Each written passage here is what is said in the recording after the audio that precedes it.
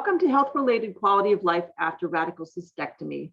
Today, we're going to look into what a large study tells us about the new normal after bladder cancer. So, bladder removal surgery or a radical cystectomy is the gold standard of treatment for many people with high risk bladder cancer. And Beacon often gets questions about what will my life be like after cystectomy. Today, we're really delighted to have Dr. Bernie Bochner and other experts he's representing from Memorial Sloan Kettering to talk about the long-term impact of bladder removal surgery on a patient's quality of life. We're also really happy to have the voice of Bladder Cancer Matters patient advocate Rick Bangs here to find out what the surveys and interviews of more than 400 people tell us about longer-term quality of life with an ileoconduit or a continent urinary diversion. So welcome, Dr. Bochner, and welcome, Rick. It's nice to have you both here. Thank you. Wonderful to be here. Great. Pleasure.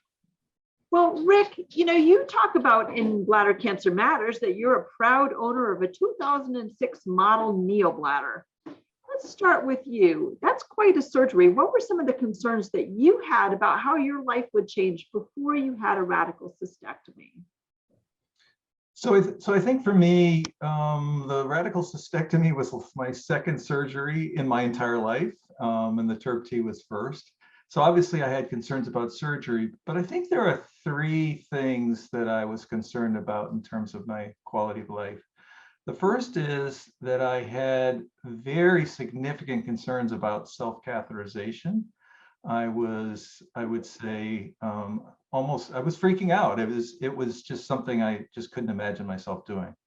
The second thing is, obviously I was concerned about continence because I was going to have a neobladder, and would it retain urine, and how is this thing going to work, and how well was it going to work?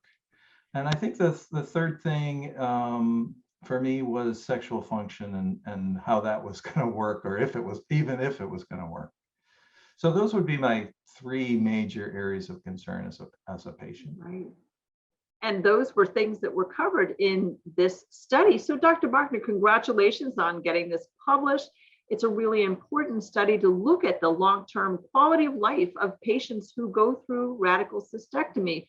As a urologist at Memorial Sloan Kettering Cancer Center, you've done a lot of radical cystectomies in your career. Why did you think it was important to do this study, and what did you hope to learn by surveying all these participants? Stephanie, great question. First of all, I want to thank you and Rick and the whole BCAN group for putting this really important discussion together. A lot of us in the medical field treating bladder cancer spend a lot of time focusing on the cancer management side of things. Obviously, our number one goal here is to get this cancer out, treat the entire body, and really try to provide people an opportunity to walk away from this. But as you do more and more of these surgeries, you recognize that it has the potential for a lot of changes in people's lives over time. And as we've gotten better with delivering more effective therapy, we see people living longer, more people living longer. And our second goal is to make sure that they can go on and live full and productive lives, to get back to the things that they want to do. And as we look back at sort of the previous evaluations of how quality of life is affected after surgery, you realize that there's not a lot of great data available. And in large part, it sort of stems from the fact that there are not a lot of great tools to be able to kind of help measure that quality of life, especially given the diversity of people that will have this disease and undergo care. So Rick is a perfect example probably of the sort of prototypical person that would have bladder cancer, a male, much more common than female. And usually folks in their mid 60s or so is typical when bladder cancer gets diagnosed, but obviously it can happen in women. It can happen in younger people. It can happen in much older people. And there are so many different things that are happening in people's lives. So to ask the same questions, for instance, in a 40-year-old married woman with younger kids and a job and a husband and the concerns that she may have undergoing a major surgery compared to, let's say, somebody who's in their late 70s, who's a male, he's retired, maybe he's lost his spouse at that point, he's not working anymore. So the concerns are so different. And what we need as physicians is to be able to better understand the specific concerns that people have. And then we could begin to sort of address how surgery ends up affecting them.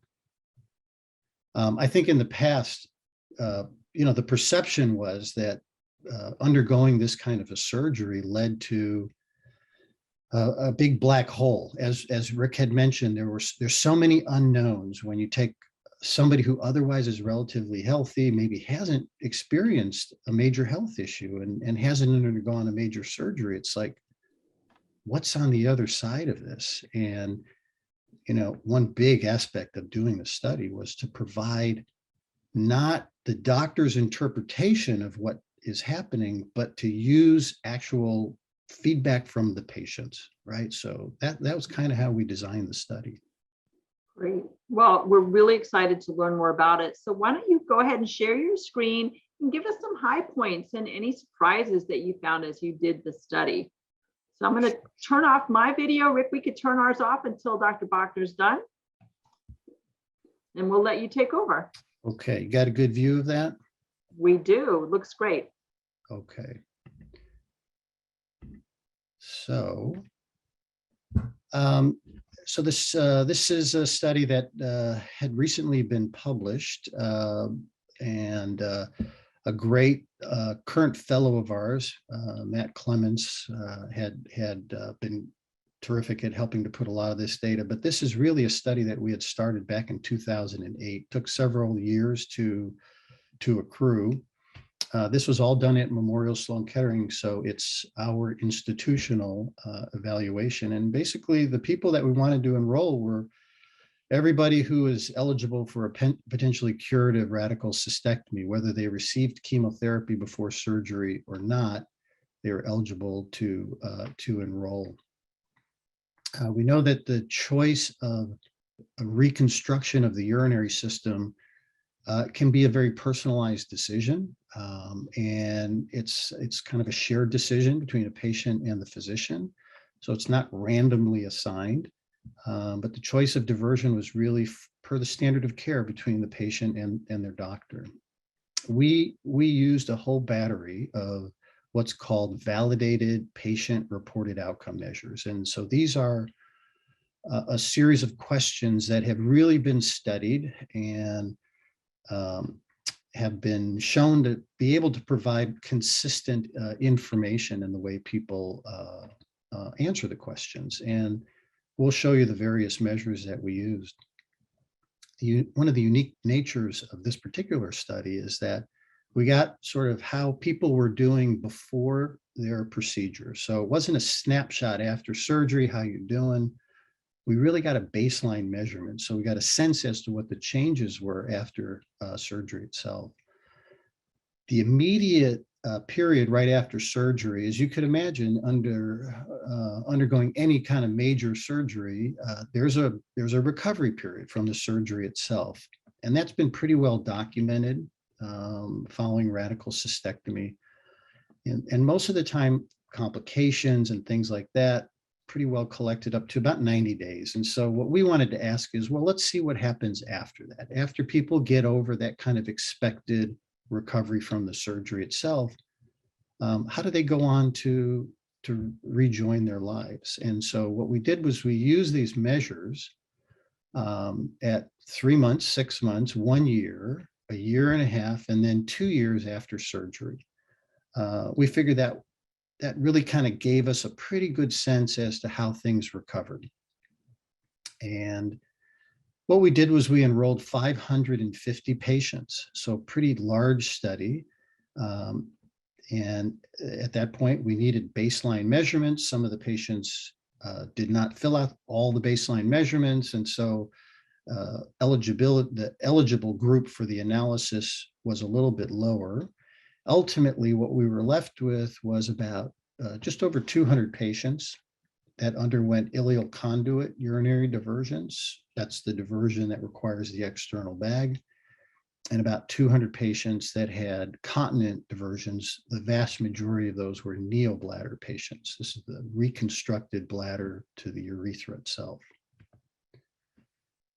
I've listed here some of the measures that were used just to kind of show you the diversity of things that we were looking for. So there are standardized, validated measures, if you will, that measure different parts of quality of life.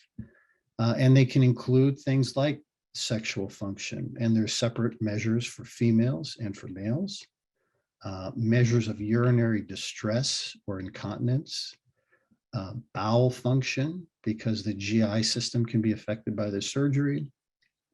And then we looked at other things like decisional conflict scales or satisfaction with life, fear of recurrence, and other mental health inventories. So it was a real sort of diverse look using a variety of measures to try and identify kind of how people are doing overall. The study was designed to look at the two groups of diversion patients differently, okay? And it wasn't really to compare how did the continent diversion or neobladder patients do to the conduit patients. It's because they're different groups of patients. There's a selection process as to who gets what. And so we know that in general, neobladder patients are going to be younger. And in this study, they were actually 10 years younger than the patients undergoing ileal conduits. They were the continent diversion patients were more likely to have better renal function, fewer underlying illnesses. And because they had healthier kidneys, a greater percentage of patients getting neobladders actually received chemotherapy prior to surgery as well, okay? In contrast, as I mentioned, the patients getting ileal conduits were a little bit older. They were more likely to have undergone previous washings within the bladder, intravesical therapies.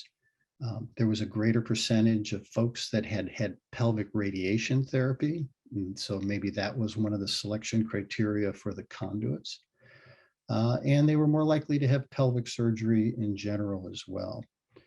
So just if you kind of look at the groups, you can tell that they're quite different. So really what we wanted to do with this study was to show more of the trajectory after surgery as opposed to using them, separating the groups for direct comparison. So I don't want this to be looked at as, well, you know, continent diversions are better or worse than conduits. That's really not what this particular study is designed to answer. So these plots here, basically, these are called spider plots, but basically what we're trying to do is put a huge amount of information on these graphs here to try and get a sense as to how the baseline measurements of quality of life also differed between the two groups, right? So we have kind of a younger, healthier group of neobladder patients, many more that got preoperative chemo versus an older group, maybe a few more medical complications in the ileal conduit group. And a couple of things stood out in the baseline measurements that showed that there were also some major differences. Sexual function, for instance, was really significantly different between the two groups, as you would expect. The younger men had better sexual function, overall satisfaction with their sexual function compared to the older group of folks. The ileal conduit patients prior to surgery had a greater degree of urinary voiding symptoms. Again, not unexpected in an older group of men. So again, these were kind of important baseline differences to take a look at. I think it's important to mention that, you know, the majority of folks in this particular study are men. And That's not unusual because men are much more likely to get bladder cancer and undergo treatment for it than women. It's more common in men. And so not unexpected that we would have that higher male to female ratio.